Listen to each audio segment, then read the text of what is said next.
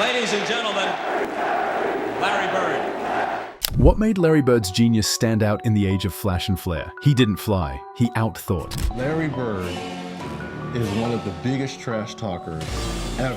In 1979, Bird joined a 29-win Celtics team. That same season, they jumped to 61 wins. Rookie of the Year, MVP contender, All-Star, all in year one. Ever seen a rookie flip a franchise that fast? Bird didn't talk trash. He predicted shots and made them. From 3 MVPs in a row to dropping 60 points and points.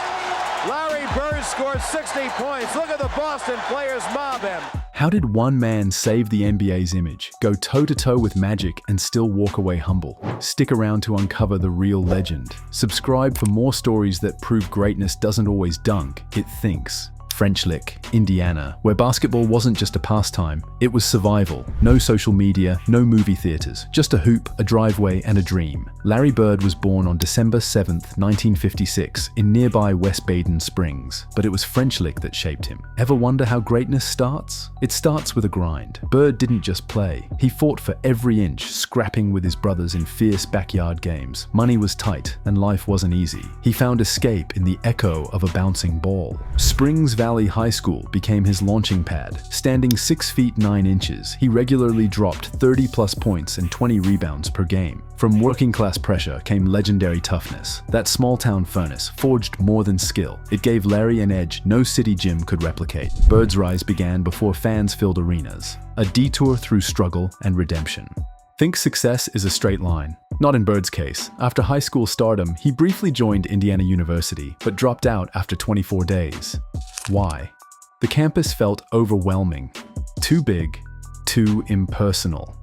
So he left and took a job collecting garbage in French Lick. Imagine that, a future NBA legend hauling trash while his peers prepped for March Madness. But Bird's story isn't just about buckets, it's about bounce backs. He later enrolled at Indiana State, a school not known for basketball glory. Have you ever hit a low point and had to restart from scratch? That's Bird's journey, and it was personal too. His father died by suicide in 1975, adding emotional weight most 20-year-olds never face. This chapter shaped Bird's drive. While others chased clout, he built resilience. Would you come back stronger after everything fell apart?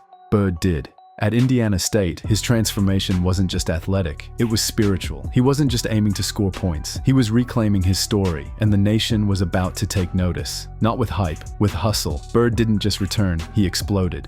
By 1978-79, Indiana State went 33-1, led by Bird's all-around brilliance. No three-point line, yet he still averaged 32 points, 13 rebounds, and 4.5 assists on 54% shooting. That's bananas. Like, how do you average near triple-doubles without modern tools? Ever seen someone elevate a whole program like that? Indiana State made the 1979 NCAA Finals undefeated, the first time in school history.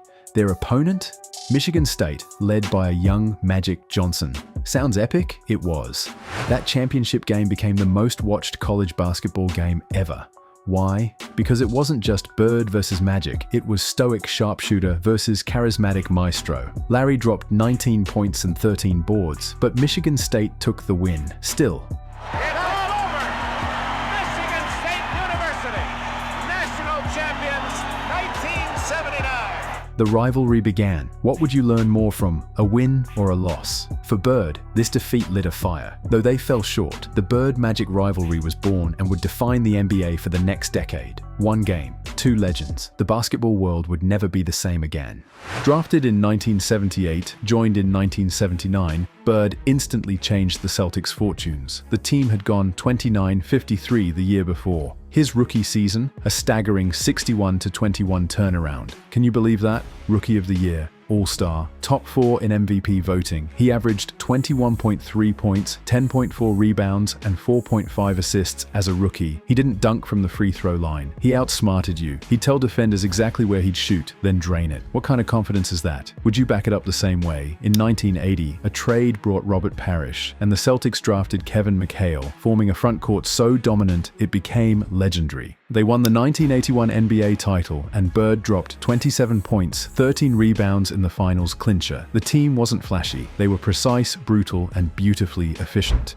Bird helped drag the NBA out of obscurity. TV ratings were tanking. Then came Bird versus Magic, a rivalry that revived the league, drawing millions. How many players can say they saved an entire sport? Bird's brain and jumper became must-watch television. He made the NBA matter again. Enjoying this? Like, comment what you think, and subscribe so you don't miss out. From 1984 to 1986, Bird hit a gear few athletes ever reach. He won 3 straight MVPs. Of the NBA to win the league's MVP award 3 years in a row. A feat only Wilt Chamberlain and Bill Russell had done before. Can you imagine maintaining top form for 3 full seasons? He did, averaging nearly 29 points, with 9.2 rebounds and 6.8 assists in 1985 to 86. Ever heard of the 50-40-90 club? Bird nearly joined it multiple times, achieving it officially in 1987 and 1988.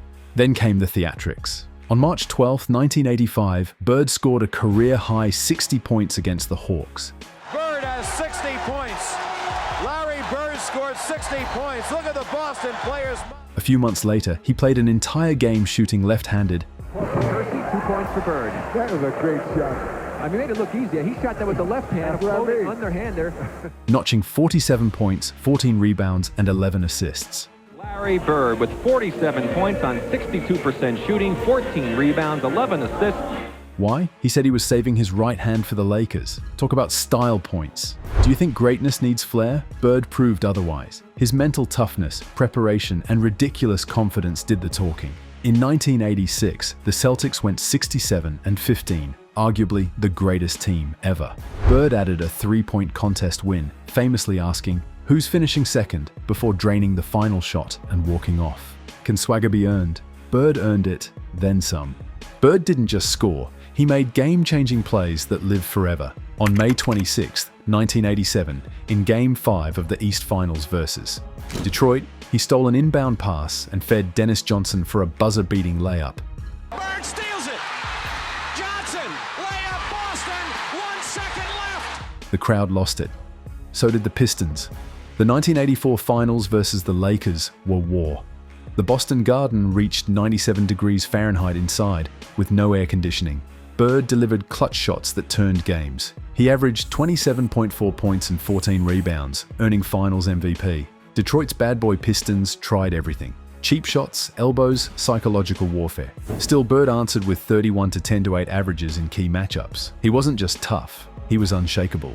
Do you respect a player more for stats or toughness, even in defeat, like the 1985 Finals loss to the Lakers? LA comes to Boston and wins the world title. Bird responded by helping recruit Bill Walton, whose addition led to that dominant 1986 run. Greatness isn't about never losing, it's about how you respond after you do.